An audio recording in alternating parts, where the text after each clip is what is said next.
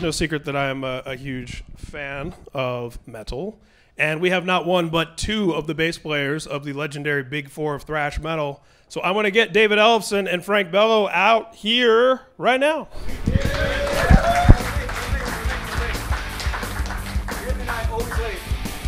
Thank everybody for coming here on a Tuesday night.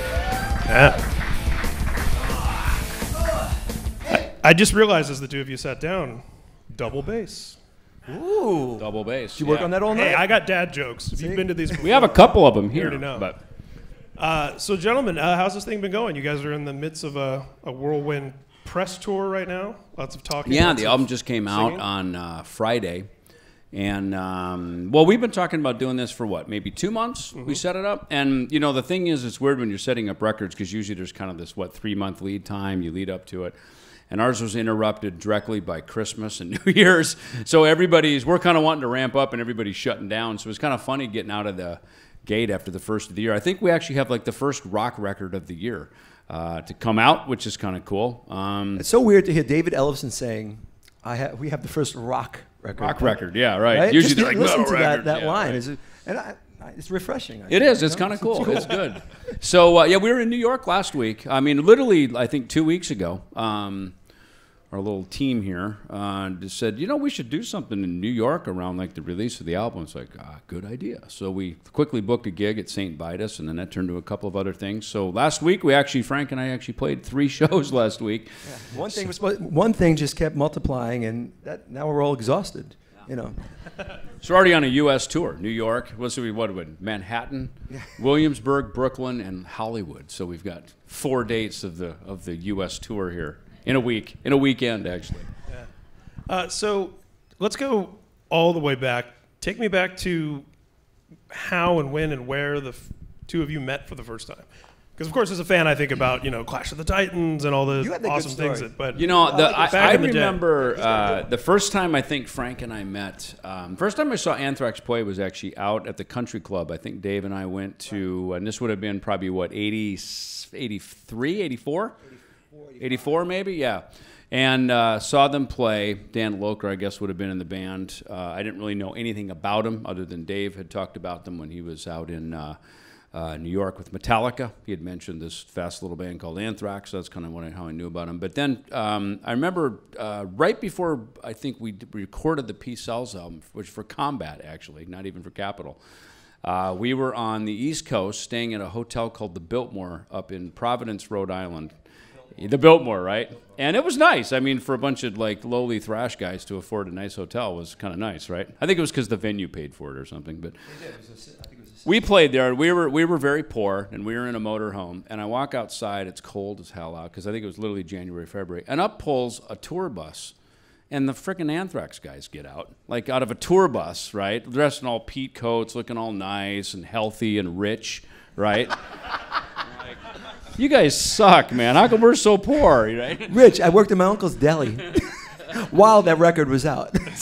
But you looked good working at the deli. You're damn right. Looked awesome, man. All right. So that was probably my first. And Yeah. I just remember one thing I remember about Frank was just always he was the happy guy. Like I remember Clash of the Titans. In fact, you could probably see some of that Ricky Rackman Headbangers Ball footage from Madison Square Garden when he came out on Clash of the Titans in 1991, if anybody was alive during that period. I realize I tell these stories, and like this was years ago. Like millennials weren't even born yet. I'm telling. I am that guy now. I'm that. I remember back in '91. Pre-Nirvana, before Nirvana, there was life before Nirvana. But I remember Frank was always the happy-go-lucky guy. And then when we started to bring songs in for this, I realized what a twisted, dark dude he is. And he really needs therapy, which is why we formed the band. Yeah, bands are good for that. There's a lot of issues going on. Yeah. Before we get more into that, I want to, since we both mentioned Clash of the Titans, that was kind of the before the Big Four finally happened a few years ago. That was almost sort of the warm-up in the early 90s. And I always remember, I want to say it was Rip Magazine. There was a cover story that, had one guy from each of the 3 bands, Slayer, Anthrax, and Megadeth. And the reporter asked them, so for all you guys, you're kind of on equal footing and you're all sort of thought about and said in the same sentence, same breath, it's a rotating bill. You're, switching who's headlining every night. who is this tour the best for? And I remember Dave Mustaine said, Alice in Chains. And Alice in Chains was the opening act on I think the after Clash of the Titans, tour. they went on to open for Van Halen. I mean, and then the rest is history. Yeah. You know, I remember the first time Alice in Chains. We were finishing up a little run of European dates right before. This was probably February, probably March of '91, and we didn't have the opening band set yet for Clash of the Titans. And we walked into the venue, and it was Megadeth. We always had the Almighty opening for us, which Ricky Warwick is also the singer now in Black Star Riders. And this band on the written on the day sheet was Alice in Chains. We're like, what a funny name that is! Like, what the hell are these guys doing? Who is this? And then think of it went to catering and then all of a sudden they started playing. I remember I think it was the Volkshaus in Zurich. Switzerland, and I remember downstairs, and all of a sudden it was like, wow, they sound pretty good. And we went upstairs, we watched them, and we're just blown away. And I mean, quickly calling home to management, like, we found the band for Clash of the Titans. I remember Scott Ian loved him, and it was it was an easy turn and to get them on the bill. But yeah, they had to suffer getting pelted with a lot of trash. They earned their stripes on that tour. I mean, God bless his soul. I mean, Lane gave it right back. Remember, every night Lane gave it right back to whoever they were throwing stuff. Yeah, they were the odd man out on that tour. So yeah. They really earned their stripes. They were that good. And I love the confidence that those guys had. They went out there and just said, "Oh yeah, watch this," and they brought it every night. So they deserve where they are. We played our first wedding on that tour, by the way. Yeah, I remember right in the changeover. It was always Anthrax, Megadeth, and then Slayer was after us. So then it would always rotate over. So then the next night Slayer would open, and then it would be Anthrax in the middle of Megadeth. And in Cedar Rapids, Iowa, I remember they coming back and they said, "Hey, we have to have this little 5-minute break because these two headbangers are going to get married." You know, they're going to get married out front. So they did the ceremony. So and then we played after. So I mean, technically, we were the wedding band, which was pretty thrashy. The reception. Holy Wars for your wedding, you know. Yeah. You may kiss the bride. Amazing. So, both of you being bass players, obviously, is there a special kind of kinship that happens, that's different, a little bit different than when there's the camaraderie? Particularly, I'm thinking about the Big Four, but in general, there's a respect. Community. There's always been a respect. Look, we've been around a while. We both know each other pretty well. So, I mean, the great thing about David, I trust him. I can trust him with just about anything we do, music-wise, and just bouncing ideas off of him. It'll always be open. That's why I think our thing works with this A&A stuff. Anything goes, and that's what I like. It's very free, and there's nothing that's wrong. You just try it, and if it works, we'll try everything and work it out, and we'll know at the end of the day if it doesn't work, we won't use it. So but yeah, there's that connection there that I call it trust. Now, both of you, of course, obviously, we know each of you from your main bands primarily, but you've both been involved in a lot of different things. You were in Helmet for a little bit, as I recall. And, of course, Metal Allegiance, who we had here not that long ago. Right, a couple years ago, and, the stuff you've done with Max Cavalera, and, of course, the list goes on. What inspired this specifically, given that you have both had so many other things going? It's not like you needed to put something extra on the plate, I think the whole thing started here, and certainly our friendship started when we were doing some bass clinics around the Big Four. And that morphed into a thing called Metal Masters, which was kind of clinics and then sort of an all-star jam, and then that's what basically turned into Metal Allegiance. And we were doing the Big Four shows.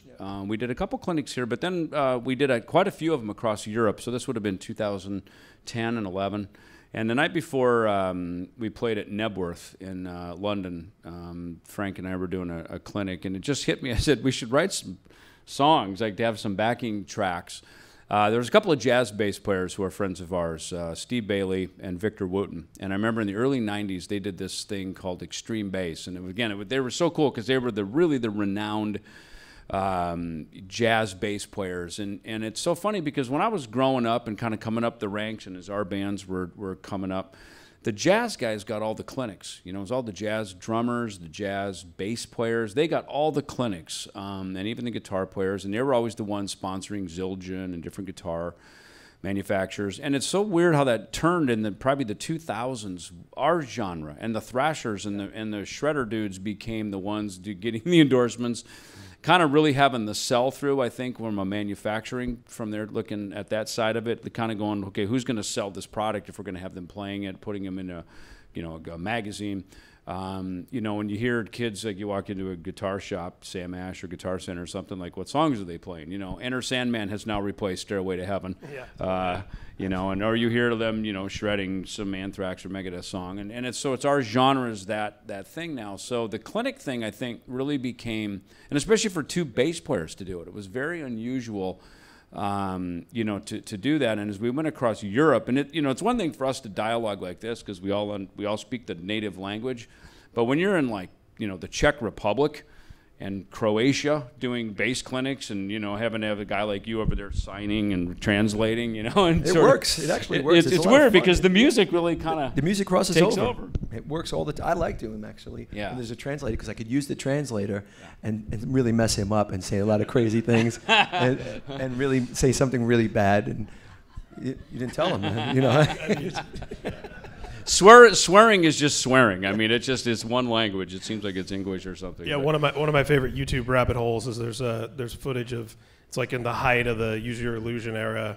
I think it's in Brazil, and Axl's having a meltdown, and he's got a translator out on stage, and the whole show is stopped, and he's sitting down on the drum riser, and he's lecturing the crowd about something, and she's having to he's like ranting and ranting. That's awesome. I love that. Yeah, and who knows how she was translating it. That's great. I think, from those, to kind of expand on your question, though, but that the clinic thing is where the idea started. And then when Frank was coming around on the Among the Living anniversary tour, and we kind of made that day in Phoenix, I was home, and made that the day, like, let's get together. Frank had sent over a couple of ideas. I sent some riffs and things that I had, and we just sat down, ironically, not with bass guitars. We sat in my living room with acoustic guitars singing. And I mean, that really was the spirit of it, was just let's really break this down to its most basic element, which was chords and melodies. And of course, the storyline that goes with it. And I think really that took our kinship, to a whole other level in our friendship and just kind of a musical language that he and I speak together. He recommended we bring in Jay Rustin, who he'd worked with Anthrax, also a bass player. Sadly, a left-handed bass player, so we can't use any of the instruments in his studio. But he's awesome, and Jay really got it. I think he's kind of the fifth Beatle, and really just gets the whole thing that we're trying to do. He gets that we're not going for a thrash metal record here. We're just throwing some ideas out and let these things develop. And he was really good at recording them. And you hear the tones we're getting are not, I Am the Man and Holy Wars. I mean, this is a very different kind of whole sound and everything. And Jay also inspires you. He lets it go to the next part. He feeds you. He kind of dangles it for you, and you go for it. And I love the way he works. I mean, I work with him I'm working now with him with Anthrax, but he's one of those guys who has a great ear and intuition. He has great intuition. He almost knows what you're thinking, which is awesome. I love that about him. Now, one of the things that has already come up in conversation today, one of our recent guests here was the Spaceman, the real one, Ace. Yes. And I know, having known you for a number of years now and having been a fan of yours as well, one thing you have in common is Kiss. You guys are both, Kiss was a big part of your life. We wouldn't be here without them. We can clearly say that. We learned so much from that band. I mean, the bands like Kiss always spoke about the Beatles, about how they changed their night on Ed Sullivan. And the Beatles came out in '64. I was born in '64. I completely missed the Beatles. But when I started listening to radio, WLS AM out of Chicago, and when I was on the school bus, me and my brother having to ride the hour school bus, it was Kiss, Styx, Foreigner, Chicago, these kind of bands that were coming out. And I mean, Kiss they're the common language no doubt. Between pretty much all of us knuckleheads our age. A lot of us our age, that's all we relate to. It keeps coming back to Kiss. And it's all with complete respect. And of course. It's a big thank you. I mean, even on this record with the Altitudes and Attitude record, there's Kiss in there because we're both saturated with Kiss. I mean, this is Cheap Trick, all that good stuff, man. Kiss another band that's just one of those great bands that I, in my opinion, I know everybody knows Kiss, but for their songs, I think they're underrated for their songs. I agree. They're just, they have great songs, and I just wish this generation. I sound like I wish this generation. I wish this generation can understand how great that band and go back and listen to those great records. They're just amazing. Still to this day, I listen to them and still hold up. Yeah, and they're one of those bands. I've never been a big sports guy, and I finally realized that sports fandom is analogous to a lot of my fandom for a lot of bands. Kiss being one of them, because everybody's got their different era. There's all these different things you can debate about. When it was, so when I hear somebody like, oh, the Chicago Bears in '84 or whatever, it's like, oh yeah, I'm partial to Vinnie Vincent and the Ankh Warrior makeup. That was kind of a neat little moment, It's like, I get it, like I understand. Defining eras, of people came in during the '80s and the non-makeup years and stuff like that. Well, it's funny because the last song that we played today, the last of the set, the 2 songs we played. I'm tired, by the way. That was tough. The encore, right? Hey, which, by the way, we should give a shout out. Mickey Black, our guitar player, right? Awesome. She actually played a solo as well as Ace Frehley. So we have Mickey and Ace playing on that. She sang all the backgrounds on the background vocals on that song, as well as on another song, Talk to Me. And on drums, we have Paris Bierk, if I'm saying his name right. Who you would probably know as Bach, the son of the royalty Sebastian Bach. So he was our drummer tonight. So thank you, Paris. And Sebastian was actually giving us a hard time for our 7-minute set that we played tonight. We're like, dude, that's toweling it? it That's off. all you're gonna do? grueling 7-minute set. But it's cool that it's funny. Paris is actually a schooled musician. He's got a 4-year music degree from Rutgers College in New Jersey. So I was actually in Nashville producing or working on a record, actually writing and just playing on a record that we're going to have some production stuff with a band called Fall of Silence. And Paris was the drummer. So it was cool to just, the networking, since we are in a music school, in case there's any students here, Yeah, and we're going to, in post-production, edit that so it says Musicians Institute when you said the other school. Yeah. But, that's a big thing with musicians is it's just this hang, that, we're sitting here recording late. I'll never forget the moment. You're sitting there, Frank's strumming the guitar, and he just stops and he just goes, God, you know what? Wouldn't it be great to get Ace Frehley to play a solo on this song? And Jay, the producer, goes, I got his number. Let's give him a call. So we that's how it works. This was 2 years in the making. It took us 2 years to finally get it because Ace was on tour and we started chatting with him. And I remember the first time he actually responded to me and Frank on email, like, "Oh my God, Ace!" We're like this whole like we're not worthy. I still have that email. right. This whole moment, and so as much as you've shared the stage with him, I actually played with him at Alice Cooper's Christmas Pudding. So we were contemporaries. Because you kind of got to put your professional face on, and not act like you're playing with your hero. But he's our hero, Yeah, he's totally our hero. So he's another one that just to get him on our record, that was a big get. Yeah. So for me, just growing up, the 15-year-old Frank Bello and freezing in front of Madison Square Garden with the Ace Frehley poster. I don't know if a lot of you guys know that. It used to be an Ace Frehley poster right in front of Madison Square Garden, which was the meeting point. You met in front of the Ace poster. You met your friends, but you freeze your... Did I say balls? Yeah, yes. Okay. Well, I said balls. You freeze your ball... You freeze your balls up in front of Madison Square Garden at the Ace poster to meet your friends. Your friends were always late on the damn train, and you get screwed. Freeze my ass. But you look at Ace, and you just had the smoking guitar. It was cool. All right. That'll keep me going for a while. Okay. I'm okay. I'm pathetic.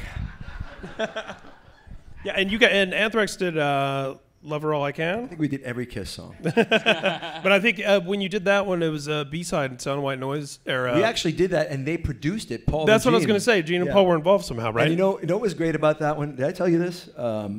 When we were doing it, it was us in the studio. So we did, Love Her All I Can, the singing and stuff. Yeah. So here's a great moment. We're doing background. I think it's me, Scott, and I don't know if Charlie's saying. It was just me and Scott doing backgrounds for the chorus. And Paul and Gene are at the soundboard. Now, think about the kids that we are. We were like... So just to calm myself down, I started doing impressions of these guys. Oh, man. So Wait, to them? In front of them? To them. So I wanted to, because I was nervous, to be honest. I was just nervous to sing in front of Paul You're Stanley. basically every comedian when they meet Seinfeld. Oh, yeah. It's like you start doing it to him, yeah. The only thing I knew, my defense and to calm myself down, was start talking like, Paul, I don't know which one I'm gonna do. What note should I do? And Gene would laugh. Oh, Frank Bello, that's very, very funny. And he would come back to me and Frank Bello, that's very, very. Do you do Gene Simmons? Then I'd go, you're a powerful and attractive man, and it would go back and forth. So then I would have an argument with myself. But it worked out really well. They had laughs, we had laughs, and everybody got the nerves out. It was great. Yeah, I mean that's the thing too. You're saying they're underrated for their songs. I often feel that they're also underrated for their sense of humor. Absolutely. And I feel like some of Gene's humor doesn't translate, especially when it's in print. Whereas if you see the guy saying the thing, it's like, oh, okay, there's a They're great people too. I mean, this farewell tour and all that stuff. I think it's a tip to your hat. I like that they're playing some old songs and all that great stuff, you know what I mean? But these guys meant a lot to rock, man. You got to remember that. They meant a lot to rock and roll, and a lot of the people that play now and write the songs that you guys like and then we all like, those guys were influencing. So, dude, your album cover is the Rock and Roll Over album that's cover. Right. I mean, Anthrax, come on. that's right. Yeah, right. But we did get Gene's approval, which was great before we did it, because you have to. Good idea. And that's the only way to go. But again, big inspiration, and as they should be. Yeah, and you mentioned obviously, Kiss doing the final tour. So where in your life and your planning and your scheduling between all of the different things you're involved in, where do you put this, like in terms of, because I know you guys have touring coming up and things like that. Today. This is it, today. Enjoy this moment. But how does that work? Funny thing was, we were actually talking about doing it last year, and then the Slayer farewell tour got announced, and then Frank got called out, obviously, for most of that with Anthrax last year. So that, but we actually needed the time when we had to shoot a video and get all the artwork done and everything for the record. So it's funny. I literally came from playing with Kiss in Europe, Megadeth and Kiss, straight to New York, and we shot the video and did the album cover photos and everything. And goes back to Kiss. Exactly. Always goes back, yes. man. Back to that Ace Frehley. Ace is still the meeting point, right? Yeah. But and he's on this record, still so we're not just like wasting time talking about Kiss. Yeah, he's still the meeting point. It's relevant to our. It totally is. But for this one, so what we're doing right now, and we're going to go on the Shiprock cruise. Funny, Frank and I were both asked to be on the Shiprock cruise, unknowing about Altitudes and Attitude, and Shiprock is very much a cruise that would kind of features active rock radio, which is a very modern kind of hard rock radio, Hailstorm, Five Finger Death Punch, these kind of things. So I feel like we're actually contributing something to the boat, because we're not just showing up as a couple of bum bass players, with our hand out. We're actually bringing some new music. So the timing of some of this stuff it's ironic how it all falls in when it's supposed to. And they're writing a new album. Literally today, Frank was over there writing a new album. We're working on a new album right now as well in Nashville. So the timing is kind of right now. I took some coffee down to see Slash a couple months ago, and I just asked for that would be the Roast in Peace blend. Roast in Peace, yeah. And Slash is a coffee drinker, and we're good friends from when we used to hang out in Hollywood back in 89, 88, 89. When both of you were doing other substances. Party, yes, exactly. Having fun, yeah. He had just come off the Appetite for Destruction tour, and was just this funny. He's living in some dingy little apartment out right by Tower Records, and I had an apartment just kind of right Highland, right back here on Cherokee, and we're just little rock stars on the rise, and we had just come off of playing Castle Donington, So Far So Good So What tour. Again, a moment in time where we're just hanging out together. Was Donington Guns N' Roses was that also? They played before us, actually, if you can believe that. Yeah, there's one of my favorite, the first time I got an email from David Ellefson, it was the way they were acting getting an email from Ace. One of my favorite pictures is there's a photo of Dave Mustaine, Slash, Axl Rose, and Lars together. On the side of the stage, and Mustaine is, I think it's backstage. At Donington. Mustaine is putting Slash's top hat onto Lars. Yes, and it's just like it's such an amazing photo, and it's and the fact that it's also in that era when people would have thought that the feud and everything, and it's like, no, look at this. No, it was very Fun. chill. You know, and in fact, you know, when I first met Slash, we were introduced at the Cat House. Remember when the Cat House was over in Highland? Speaking of and Ricky Rackman, he was really appreciative of the Peace Cells album, and he was talking about Chris Poland's playing. You know, and Chris was a very a jazz fusion guitar player, had a lot of depth to his playing, very much John McLaughlin, Jeff Beck, and you know, Slash really called him out as a guy that he had respect for, and I thought, wow, okay, this guy's got some depth to his playing. You know, he's a student, you know, of music and that, and so yeah, we've been friends for many years, and again over coffee, since we're old now, everything happens over coffee. It used to happen over Jägermeister and Jack Daniels. Now it's coffee, you know. But you know, they said, hey, me and Frankie have this thing. You know, could we maybe jump on some shows with you? You know, I mean, and he said, he goes, let me ask you, are there vocals on it? You know, I think he thought it was like two bass guys like firing away at each other. Bass jazz.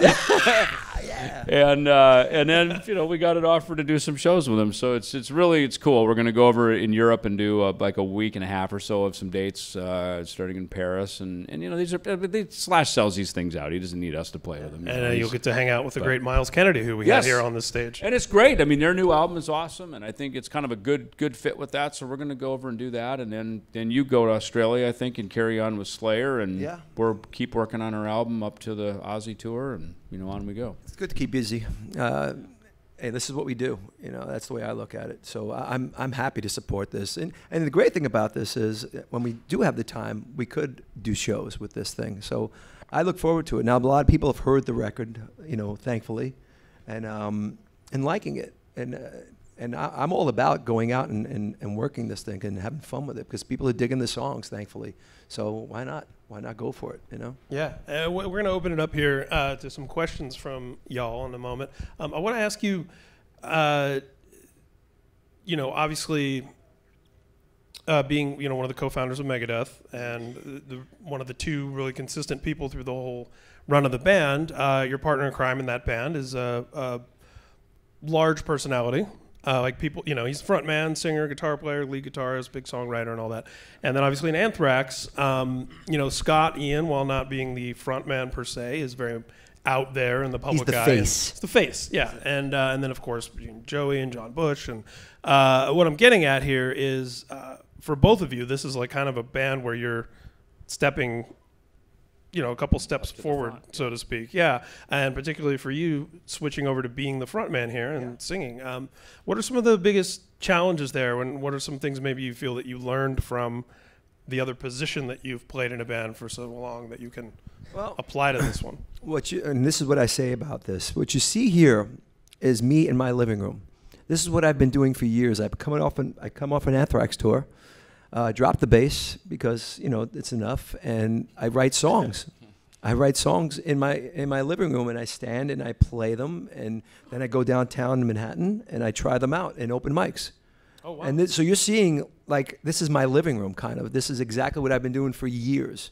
So again, a lot of songs, a lot of things inside of me. This is my therapy. You can read the lyrics and you'll see I'm a really messed up dude in my head. It's the truth, and I'm just trying to find answers, honestly, and just be real. And I think this is really, I mean, there's a lot of therapy in my life, but this is really helping. And I'm enjoying connecting with people, to tell you the truth, because so many people, just since we put the record out already, I mean, writing me about how they deal with abandonment, and, you know, the booze and cigarettes is about my grandmother's chemo, making her laugh during chemo. There's a lot of, you know, what you would think. It's just a lot of deep stuff going on, and I like connecting with people. I just think that's what music's for. It's for connecting, and I'm enjoying the ride. Absolutely. So, guys, we've got a microphone set up over here. If you want to just line up behind it while we're waiting for people to get in line, it's your fault for mentioning it. Anthrax is making a record. It sounds Did like. somebody say that? I'm not supposed to talk about that, but yeah. No, not that it's on the wraps or anything, but this is an A&A thing. So yeah, we are. I'm kind of. Jay Rustin was posting pictures yesterday. Oh, so there you go. Yeah. It's fine. Yeah. So I'm kind of double dutying it right now. I left my house at 5:15 this morning, a.m. in New York, 9 degrees, by the way. Thank you. Good times. And I got to LA 10:30. Got to the studio. Literally from the LAX to the studio, and I started jamming. Had a Beyond Burger that I'm still burping, and then I got here. And this is exactly that's the whole day. So yeah, it's been a ride. This is the first day of getting our thoughts together. So it's good times. Yeah, and then you guys are doing more stuff with Slayer, and then you've got Megadeth as the Aussie tour. Right. And again, it's not a secret. We'll be on a cruise. Dave and Dirk have both been talking about getting a record out this year. Yes, hopefully. yeah. Dirk's been down there working on stuff. He was just down there this last week. And, it's interesting because living in different cities, how we work together. I mean, it's been a process. It's been, whether we're in the room or working remotely, it's always in motion and working. So, it's funny with albums, too, because we've been talking about it. It's like, man, albums, they take so long to make. They're expensive. You shut down the whole operation for so long. And I think, certainly for both of us, we've crossed over this sort of barrier where you used to have to make a new album that would then sort of trigger the tour and everything else behind it. And it's nice to be over that. I think Dystopia for us was that album that put us kind of beyond that, where now the phone rings for stuff and trying to do some other really cool fan experiences like the boot camp that we did, the cruise that we're doing, the mega cruise. That really is like a real thrash cruise. It's like kind of the only one of its kind. The other ones all have their place, and this one has its place to represent the thrash community. So, doing things that it isn't just like put out an album, go on tour, put out an album, go on a tour. To really just go out and have things be big, have them be special, and have them be something that are like really memorable experiences. Yeah, and it seems like there's so much more participation. There's less of a barrier between band and audience, and more, like you said, the boot camp and the cruise and all that sort of thing. If you could tell us your name and your question. Yeah, my name is Harry. My question is, hey guys, how's it going? From a metal bass player's point of view, how much of an influence did Cliff Burton have on both of your playing as metal bass players and just as a person, as who he was? Like, obviously you guys knew him pretty well. Like, yeah. How old are you, by the way? I'm 21. 21. So for me, when I met Dave, I literally met him right here in Sycamore, right down the street, right, and the liquor store at the corner. That's where our bond started over the case of Heineken, right? The liquor store is still open, but You guys got any cigarettes? Or cigarettes, yeah, booze and cigarettes, ironically. We, when I met him was June of 1983. He had just left Metallica, literally not more than 8 weeks before that, in April. And so I didn't know anything about Metallica, didn't know who Dave was, heard nothing about Cliff Burton, knew nothing about it, coming from the Midwest. So moved out here, all of a sudden all these fanzines were like, dude, Yngwie's God, Metallica's God, all these, and driven mostly from fanzines. And I didn't know anything about Cliff, really, and because the only recording Dave had of Metallica was No Life Till Leather, and that had another bass player on it named Ron McGovney. So when we did a cover of Mechanics, I played Ron McGovney's bass line. Really, quite honestly, my Metallica bass player was Ron, believe it or not. And I kind of modeled what we did off of that No Life Till Leather demo. And then I remember the day when the Kill 'Em All showed up, and we sat, like there was complete silence in the room. And we sat and we listened down to the album and the Kill 'Em All album and the differences. Tempos were pulled back. Cliff was playing more like the Mechanics, which is now called Four Horsemen, the da da da da da da da da da da da, following the bass, that line. And so, and obviously the bass solo, Anesthesia, and hearing that was really my first experience hearing Cliff. And at that point, we were 2 months into Megadeth was well on its way and started as a band. So, long answer to your short question is I didn't really have an influence. That was not where my influence came from. And quite honestly, growing up in rural area of Minnesota, bass players in rock and roll were cool, but when I started hearing some jazz bass players, Maynard Ferguson, who played with Maynard Ferguson, the trumpet player who wrote the theme to Rocky, he had a great bass player out of Minneapolis, Gordon Johnson. I started hearing Stanley Clark, Those guys were more of my influence, along with Steve Harris and Geddy Lee and Ian Hill and the metal guys. But for me, I went more into the jazz world. And quite honestly, I don't really like jazz music that much, I'll admit, because they never repeat the frickin' thing over and over, right? Like the riff, we like the repetition. It's like, dude, get to the chorus and fucking repeat that one more time, would you please? There's a good hook right there. Oh, it's gone, But those were the things that I brought in, and I think that made me and Dave our participation together with the Megadeth sound, something that was, and even then when Gar Samuelson and Chris Poland, they were jazz fusion musicians. We really had a very different sound, different even from Anthrax, from Metallica, from Slayer, a very different sound, and I think that probably is what sort of set us apart as our own pillar of the Big Four. Yeah, it's funny for somebody who doesn't like jazz how much you played with Chris Poland and Gar Samuelson and now Alex Skolnick. Well, and the thing of it is, when I play with those guys, I always tell the story. I was supposed to come to Musicians Institute. It's ironic every time I'm here and we do these that the reason I ended up on Sycamore at 1736 North Sycamore was because I filled out the application and said, I told your parents always want to know you're going to go to school and do something productive with your life. Not, Mom, Dad, I'm going to go to Hollywood and start Megadeth. Like that doesn't work, So I applied here and I got accepted. And I remember it was across the street actually. And I remember going to the office and getting the paperwork, and right at this time meeting Dave and starting to play with Dave. And it was my buddy Greg Hannibal who was like, dude, we gotta play with Dave and we gotta do this thing. And Megadeth formed. And it was kind of like, yeah, that school thing's got to kind of go away, And I remember Dave was very encouraging to me, like school, like why would you do that? Like we're doing this, and which was the call home to Mom and Dad. Hey, Mom and Dad, I'm not going to go to school. We started this band, yeah. Oh, what's the name of your band? Yeah, here we go. Megadeth, the heaviest name at that time was Black Sabbath. That was about as dark as you could get. And then, Megadeth was like the next level of just pure annihilation and destruction.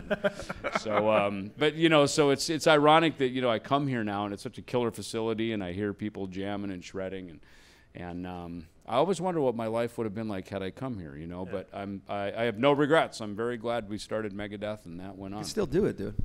We could still come here, I guess. I could always enroll and come back. I would hope there'd be some sort of emeritus. Probably learn something, I mean, if colleges were giving Bill Cosby like honorary doctorates, surely. Yeah.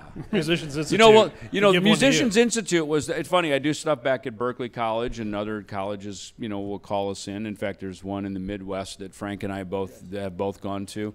And again, funny, the jazz guys used to get the calls, probably still do, but now the Thrasher dudes get the calls to come and do these clinics. But it's interesting. This was the first school that had a 1-year vocational program. All the rest of them were these like 4-year music degree, and it was always classical music, and I'm like, who the hell wants to do that? Like, we're setting out to change the world and, rock and, basically be Kiss is, what we wanted to do when we were kids. And this was the first one that had, I remember the guys from Toto and like cool people came here. And like, on the walls back here, there's pictures of Billy Sheehan and Eddie Van Halen and like guys that I looked up to. They were coming here and teaching and doing seminars, and I was like, wow, that's cool. Right in the heart of, of it all. In fact, on our label, on EMP Label Group, we have the band Autograph. And I remember Steve Lynch was one of the Shredder guys that I think he maybe used to teach here once in a while.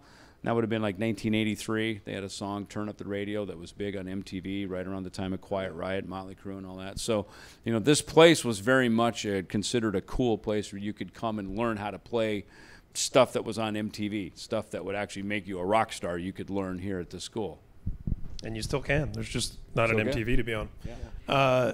So you probably had more of a relationship with Cliff, with Metallica coming out and basically being, Anthrax was kind of. We did a lot of touring with Metallica. Yeah. And it's always tough.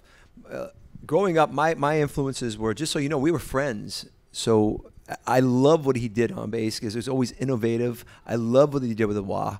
I watched his bass solo every night because I thought it was just way out there. I love that he brought it back into it. It just is incredible. But the one thing that it gets me because on that tour that Cliff passed, it's always strange to me because we used to have this thing. We used to play both of our shows. The catering, you get something to eat before you get on the bus that night. So our thing would always be, after we're done, we're going to each buses, and we would say, one or the other would say, hey, maybe I'll see you later. And that night, I said to him, hey, maybe I'll see you later. And the last thing I remember Cliff saying as he left the room, turns back, goes, yeah, maybe I will. And then the rest is history. So that's just still, I mean, I know how much of an influence he's had on people, and he was amazing. I wish he was around just to see what Metallica would be right now. I would like to hear that. Imagine Cliff with Metallica right now, what he would have did to that. The last time I saw him, I remember Dave and I went to go see Metallica. There was on Master of Puppets tour. With Ozzy, yeah. With Ozzy, yeah, in Rutherford, New Jersey. It kind of started we had just recorded the Peace Cells album for Combat, which is our label at the time, but major labels were starting to swoop around us, in particular Michael Alago, who signed Metallica to Elektra and signed Metal Church. And you had just had lunch across the street from the United Nations. Yes, you know. Came up with the answer. So you tell the story. But it was, and talking to him a little bit about writing, about the writing on the Master of Puppets record, and he mentioned that he didn't do as much, there wasn't as much on Master of Puppets as there was on Ride the Lightning. But yeah, Cliff was wonderful. I mean, we debuted Megadeth up in the Bay Area in San Francisco, and that's where our real home was. We lived here, but our real musical home was up there, and they would always come to the shows. Lars would always come down, and James came once in a while. Cliff would be around quite a bit, so a lot of just brotherhood moments around him. He was definitely one of us, but he was innovative. I always say when I think of Cliff, I just said innovation, and the guy took the bass and went that way and tried everything, and I love that about him. But Metallica's doing okay right now, Yeah, whatever happened to them after that? Yeah. Rob's a great bass player. Rob's an incredible bass player. But it's great to have all these great players around, God rest his soul. We love you, Cliff. Awesome. Thank you. It's a great question. Good evening. Hi, my name is Shmuley Myers, and I wanted to ask, the kind of rare. I'm Jewish. And I know that I think Scotty Ian is, and you mentioned Kiss, like Gene Simmons. He was also in there, a lot of them. And I always I've loved. It's actually pretty rare, like the Orthodox Jewish metalhead, but I've always loved it. But I was always wondering about the cultural bit. So first of all, I wanted to ask. There's a rumor apparently that Scotty Ian, the first album, I think, was partially financed on his bar mitzvah money. Is that true? I don't know. Okay. I think this is a great question. Let's assume it's true. That's an awesome question. Let's go with it. Yeah, let's just say yeah. Okay, yeah, I just because John, I think in Louder Than Hell, John Wiederhorn, he has this big thick book, The Oral History of Metal, so he writes that there. I wasn't sure if I wanted to. Loudwire that does that Wikipedia fact or fiction. Is that fact or fiction? There's a question. There you go. That's a great one for Scott. Yeah. But also just more generally, I was wondering if there were any moments in either of your bands that actually. Kind of like Queen had their moments where it was like Freddie Mercury, they would be sitting there with the girls and Freddie would just be there on the side, those kind of funny moments. If you ever had anything where kind of it just came out about one of the, not the kind of where their Judaism, it was just a funny anecdote or something happened because of it that you know of. Well, I remember our agent, Andy Summers, who was Jewish. He goes, I'm so happy that Megadeth finally has a Jew, Marty Friedman. He was very happy about that. It was a funny thing, right? But, Marty was, came in, obviously, big years for us. And it's funny, Dave and I knew of Marty when he played in a band called Hawaii.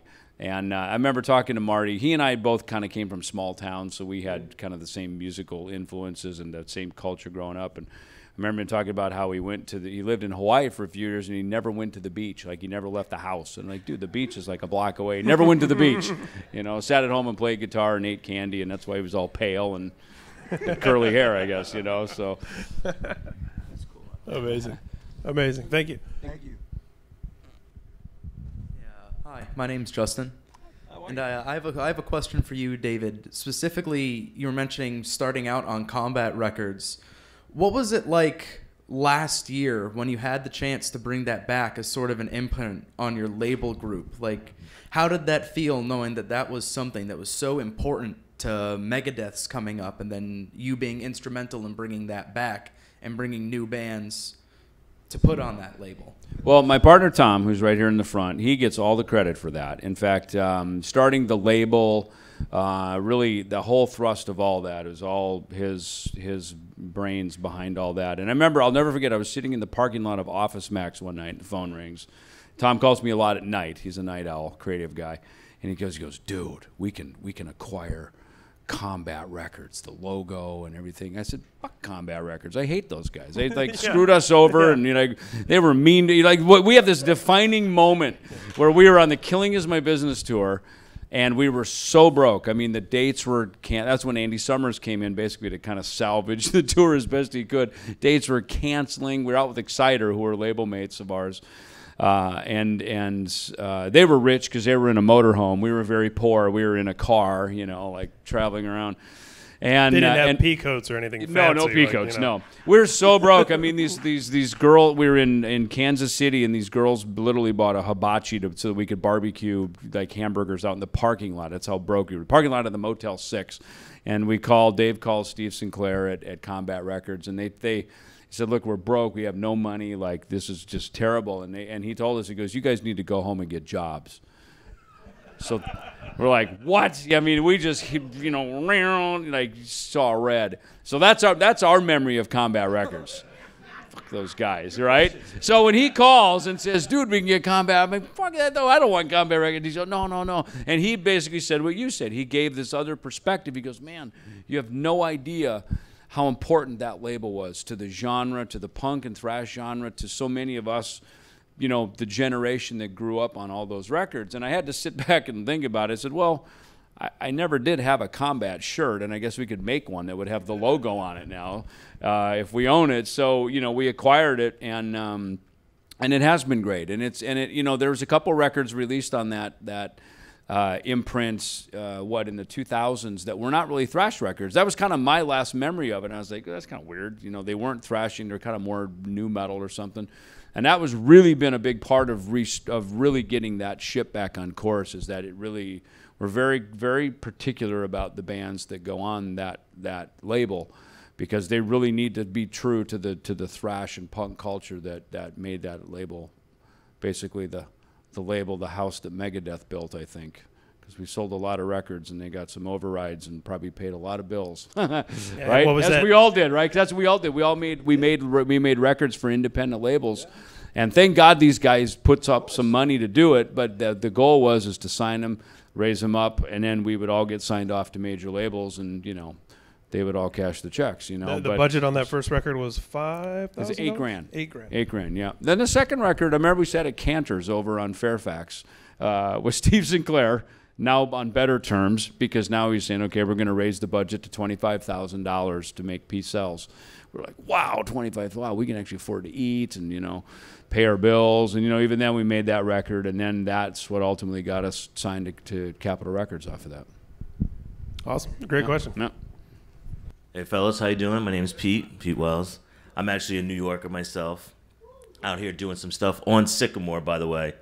Awesome. And I don't know if I could tell you what it is because, branding and stuff. Yeah. But no, we're doing studio work for Sirius XM, and it's just so funny. I didn't know that Megadeth was over there, and I'm a big fan of both of you, Anthrax, Megadeth. I sort of grew up with you guys. I've met you guys now for I don't know how many years since it all started. Thrash band too. But my thing is, I like what you guys did. I was surprised tonight because I thought it was going to be metal, like thrash that you guys normally do. And seeing you singing, getting off bass, and I'm going, that's something I sort of wanted to do. I wanted to get away from thrash for a little bit because my band, we took a hiatus, and I know how it can get crazy out there, And you're just like, I need to break away from all this stuff. So how did you guys come together as far as, you have some guys that are strong songwriters, lyrics and all that, and then you have the other person that's stronger with the music. So which one was more, I'm writing more of the lyrics, you're writing more of the music, and then you put it together? Or did you guys just sit in that living room and be like, screw it, man, let's just jam out and see what comes out? Well, honestly, Frank brought in, usually when we would get together, it was usually 3 song sessions. And Frank would usually bring in 2 of his songs. I'd bring in 1 of mine. And then sometimes there'd be this 4th kind of straggler that was like music, a handful of lyrics, but kind of like, so he would bring in his songs, I'd bring in my songs, and there'd always be one or two we would collaborate on. Nice. And that just seemed to be the system of how it worked. And you know, when Frank would bring his songs in, I just immediately grabbed the bass and started playing. Is it Graham Maybe? Is that his name from the bass player from Joe Jackson? I think that's his name. Ironically, he has an album, I think, out right now at the same time. But that was a bass player that I paid attention to. Literally on Saturday morning, there was a TV show when I was a kid, and they had like rock and roll bands on there that were current at the time. And I just remember as a kid, there was kind of in the late 70s into the early 80s, especially late 70s, at the same time as Kiss and disco, there was this skinny tie new wave, kind of about the same time like the Ramones and the Clash and all these bands were coming out when Joe Jackson was coming up. And Joe, I mean, that guy, I think Graham is his name. I mean, he is the guy that I really modeled my bass playing after on this album. I mean, he gets the credit for being the influence to me on how to play to this kind of music. And just on that note, just watching Dave come up with the bass stuff on this, it freaked me out. It was really a lot of fun for me to just sit back and watch what he did and what he came up with, because there's some lead bass on this record. If you listen, saw him like killing it, dude. And I knew Dave was. We all know Dave's a great bass player, and that's not a kiss up, it's truth. But I just think he went above. I think he pulled stuff out that I don't think he knew, quite honestly. And I was really like. There's one take on. I keep talking about this song "Cold" on the record, that he did a lead bass solo on it. I just said, don't touch it. I just said, just leave it alone. It was the take. I think we left that take because it was just the right. It was just so good. So I think it spurs him to really raise his level, which is awesome. That's cool. And one more thing is, being a fan from back in the 80s and stuff, I started out as a bass player because my thing was Motley Crue. And then one day I hear Peace Sells But Who's Buying, and I'm like, and then it led to Anthrax, Metallica. Actually, I'll be honest with you, I'm probably the only guy on the planet that liked Megadeth before they liked Metallica.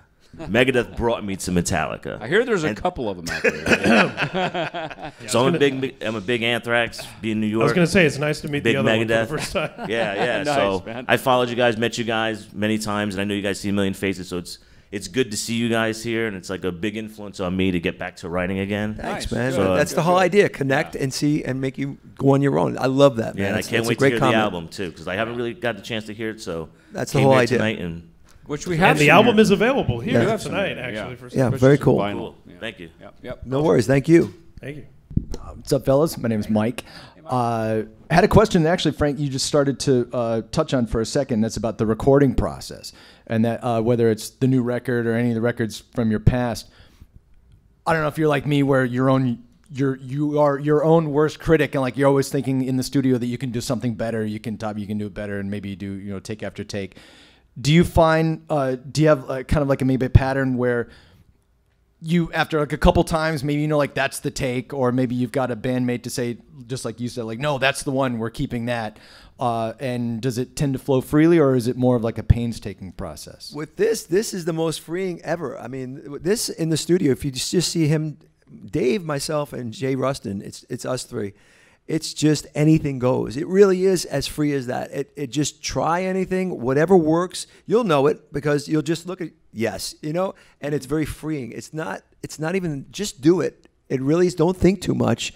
Just do it and get to it. Another take. No, that last take was better. Just play, because we know how to play at this point, right? So man, it's very easy. This is an easy process we have going on here. So that's what I think you hear that on the record, because it's a great atmosphere. There's no nonsense. It's very freeing. I think you hear that. A follow-up question: did you have to ask Ace Frehley to do anything again? No. That is a good question. Ace, take two. No, there was none of that. No, Ace, that was perfect. He gave. He sent a solo in. Again, he's traveling around the world. As much as we work together in a room, some of the guest contributions people did from home studios and things like that, which Ace did, and it was awesome. I mean, it was great. It was fit right in. Good. Yep. Yep. Thank you. Yeah. Yep. Skip a few more here. Dave, Frankie, nice to meet you guys. So this is a two-part question, so I'll make it quick. My first question is, I'm also a bassist. I play in a local band, unsigned. We're not like, entirely known. But what advice can you guys give for a band that, aspires to be like you guys in a time where albums, they basically don't sell anymore? When you guys join your perspective bands, obviously like albums sold like crazy, but what advice or steps would you tell a band to take to, hey, maybe someday open up for Anthrax or even Megadeth someday? I say this: how much do you love it? How much? Do you live it? Do you just want to be famous? It's one of those things, right? Do you have to do it? We have to do this. We grew up having to do this. It wasn't a choice. So what I say to you, I want you to succeed. I hope you I hope you're the biggest bass player in the world ever. I want that for everybody. I want to pass the torch at this point, but it's got to be here. You know what I mean? It's got to be here, because if you're playing around, it's got to be all or nothing. Especially now, because the music business, let's face it, what is it?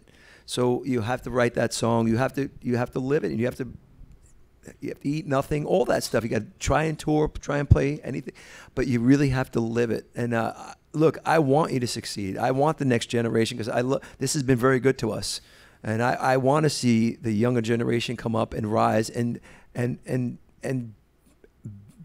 that moment. I think it's really important right now. Anything, Dave? Well, you can do a lot of really dumb things to get famous, right? Anybody can, do stupid things to be famous. Making a living at it is a whole other thing, And I think when you're really looking at it from that point of view, look, when you're on stage, if what you're doing is working, if it's connecting. I've been in some bands, one and a couple that have had success. One, obviously, amazing success, right? But and I've been in some other ones that just seemed like it would. We're so good, but it didn't connect. It just didn't connect, and we just had to call it quits, and just realize it didn't work. So one of the things is be honest with yourself. Is this connecting? Are we building an audience? Are we getting a following? Because that's ultimately what a record label looks at, is, can we sell this? The record companies are in the business of selling your music. That's the only thing that they do. And granted, record business is very different now. But even if you're doing it on Facebook or you're doing it through your own YouTube channel, the numbers don't lie.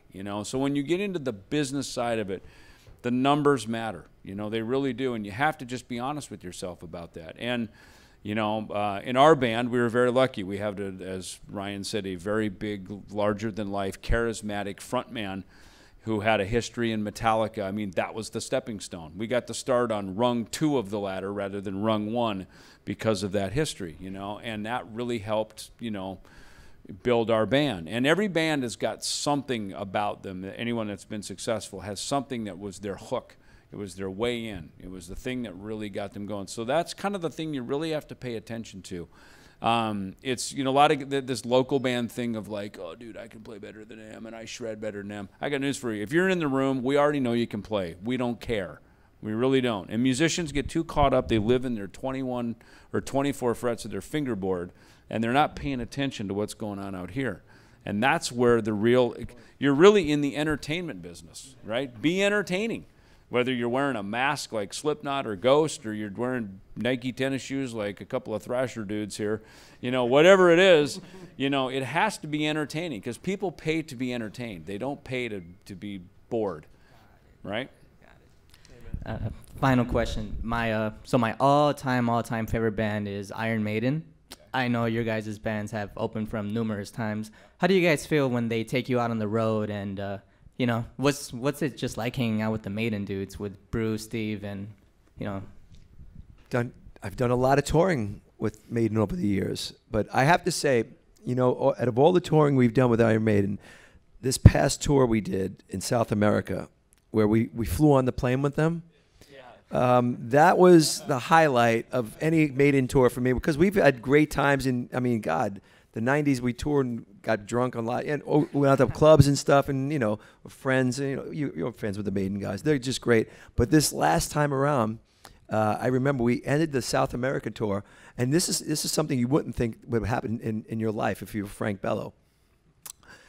They were flying home from South America to New York, JFK, right? So, oh, look at that. I live in New York, right? How does that work? Oh, Frank, would you like to go on the Iron Maiden plane home? I got asked that. Who's flying? Bruce. Yeah. So, you think, right? So, yeah, I get on the plane. You know, I'm psyched, right? I'm psyched. I'm getting, you know, it's because it's business class. Dude, they treat me like royalty. I'm Frank Bello. I don't give a shit, right? So I'm on the plane. I'm having my third cocktail, right, with my nuts. I'm like this, just hanging out in my big seat on the Maiden plane. And then I get this tap on from one of the flight attendants. Bruce wants to see you up. Well, Bruce is flying the plane. Bruce wants to see you in the cockpit. I almost made believe because I'm afraid of all that. I don't want to see Bruce fly. I don't want to do that. I'm afraid. I mean, I know he could fly. That's great.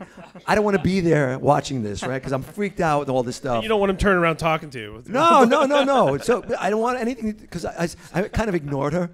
Yeah. Sir, Bruce wants you upstairs. For what? You know? So he just wants you to come upstairs and sit behind him while he's flying. Why? You know? So long story short, I go up there. You know, I'm like, I'm kind of nervous. I'm like, I don't want to. I've never been in the cockpit. I don't want to be in I don't want to see air. I don't want to see that coming at me. I don't want that. So I go, you know, the Maiden guys, they had the upstairs. So I'm saying, hey, Steve, Adrian, you know. So I walk by them, right? And they're like, where's he going, right? So I open the door, and I see Bruce. So the flight attendant opens the door. I see Bruce, and there's the big window that I'm afraid of. The big window with the clouds. I'm like, oh! You know, I'm like, oh, man. I was really nervous. And I see Bruce with a bunch of papers in his hand. Like imagine an office just like throwing papers. He's looking for a flight route into New York that they can't find. And he goes, figures you come tonight. The worst night of the tour, you're coming tonight. I'm like, oh. I was so nervous because him and the other guy, the other pilot, were literally looking for a flight pattern, and they were disheveled. Not that they were out of control or anything, but they weren't looking, you know. They have their eyes on the road. When I'm driving, man, I'm looking that way, right? These guys were looking at papers. I'm like, what? And I was kind of bugged out. So Bruce goes, go sit behind me. So I'm sitting like this, and this is Bruce Dickinson flying. I don't know what to do. What am I doing? I'm nervous because Bruce says, all right. Yeah. And he's telling me all these things that I had no idea. It was a different language. Well, this does, but it could have been any language. But these knobs and all this thing, he's touching it. He's very good at what he does. But the point is, I was scared, but I couldn't handle it after a while. I said, all right, Bruce. It was 5 minutes. All right, Bruce, listen, have a good flight, okay? Thanks for having me. So I went back downstairs, had another drink. And then we landed in New York. And then I got the Maiden treatment. I live in New York all my life. All my life, I've had to go through customs. They check me, pull down my pants, all that stuff. It's ridiculous, right? I go through with Iron Maiden, right? Frank Bello with Iron Maiden. Hey, how you doing? Go ahead. Done. Just straight. They just let me through. They didn't even check my passport. It was ridiculous, but that's when you're Iron Maiden. It was a great time. That's my favorite time with Iron Maiden ever, by the way. So there you go. One of the best gigs I ever went to: Anthrax, Megadeth, Iron Maiden, Battle of San Bernardino in 2013. Oh, yeah, that was a good one. Yeah, one of the best gigs one. ever. Yeah. Ever. Yeah. You know, that tour was the first time that I ever really got to know Steve Harris. He was very, he's always very kind, and you'd see him in the hallway, but he always was very determined, very busy. He pretty much runs Iron Maiden. I remember in 1988, we on So Far So Good So What, we did the Seventh Son of a Seventh Son tour, and we did 7 shows on the Seventh Son of a Seventh Son tour. And remember, they had the 7-course meal in catering. I mean, they really themed this well, and they all had young families, and they didn't really want us around. They kind of kept us on the other side of the arena. We were, little hot at that time. Yeah, I was gonna say about that era. About that era, yeah, really we weren't the guys you wanted hanging around with the kids, So they kept us away. But I just never really got much of a chance to hang with them. And on that tour, we did. They did a hand in I guess what was it, 2013. Again, I think they did 7 shows across the United States, and that was the final one. And it was just really fun to I mean, he was on a health kick, and we'd actually just talked about, like, old guys being in health kicks in heavy metal bands, like, how does your neck hurt? And my back hurts too, and and stuff like that, gear talk. But it was just it was cool, and it was awesome because Frank actually sent some Altitudes and Attitude music over to Steve, and I think he found it favorable. He liked it. He loved it. He wanted to bring us out to South America with him, which British was awesome. Lion, With British Lion, he says maybe we could do some dates together because he really liked it. I think I sent him 3 songs late, and the first 3 songs, and he really liked it. I was impressed. He goes, yeah.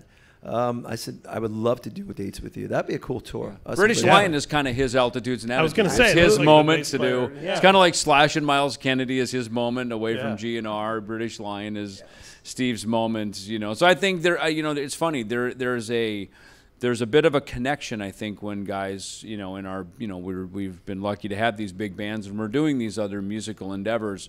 There's kind of a, we understand it. We get it. It's like, hey, I know what it's like to, to be the mighty headliner and then go down to being like the opening band. But we do it out of the labor of love and the passion for it. It isn't about coming out and already, when sometimes we come out on stage and the job's already done before we even play the first note. The fans are there to see our shows, and when we do these kind of things, there's a different kind of like, there's a hunger in it. Like, hey, wow, we got to like win people over. We got to like prove ourselves again. And I think that's a healthy thing to have as an artist, to not get too comfortable in that, and to be able. I think it's easier when you also have that. Like no one here's we're not going solo. But it's cool to be able to have those moments. I mean, it's a privilege to get back in the trenches and be hungry for it again. Excellent. Thank you guys so much. Thank you. So we have a couple more questions. 2 Megadeth shirts in a row there. Yeah. Hi, I'm Natalie. I was wondering if you guys were planning any Big 4 tour or any last shows for the Big 4 shows. Yeah. They're not that we have heard of. I mean, quite honestly, the ones that happened were very sudden, where we got, the email shows up. You're like, holy cow, wow, look at this email, We like those.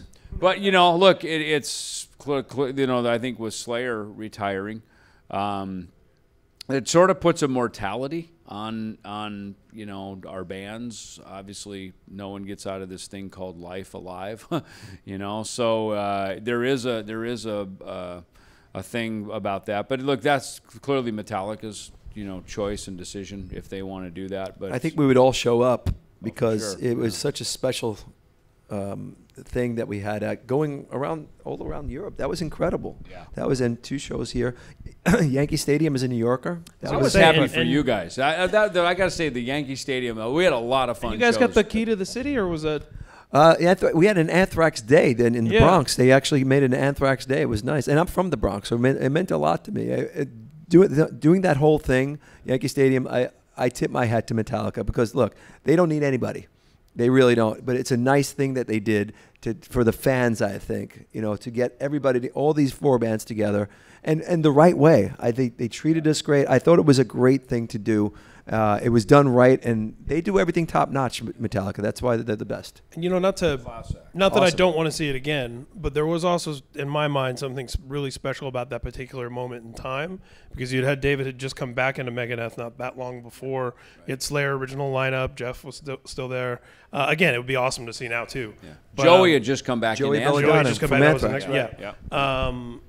You guys still had Rob Caggiano, who'd been in the band for a long time at that point too. I don't know. There was something about that moment where it was a really great.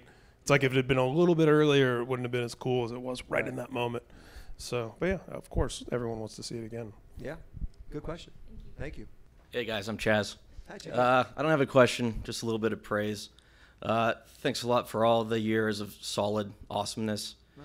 And a couple years ago when you put out the EP, I was so psyched that you guys were doing this. I draw the line back to your song Pieces on Volume 8. That song still gives me the chills. Dude, thank you it's so a light, much. Man. So I that means appreciate a lot to everything. me, sincerely. Just so you guys know what he's talking about, there's it's a song I wrote. It's on an Anthrax record, but it's a hidden track. It's called Pieces. I wrote for my brother when he passed away. Again, this is cathartic. That's the way it was my therapy, and that's like the beginning of it all. But I really appreciate you saying that because it was a hidden track, and Anthrax was my bandmates. They were great enough to let me get that out, and put it on a B-side, a hidden track on a record, and it meant a lot to me. It meant a lot to my family, so thank you for that. I appreciate it. That's awesome. That's an awesome spot to wrap up, too. Thanks so much, everybody. Yeah. Cool. David all for Ellefson coming and Frank tonight. Bello. Thank you. That was awesome. Thank you all for coming tonight. It was a blast.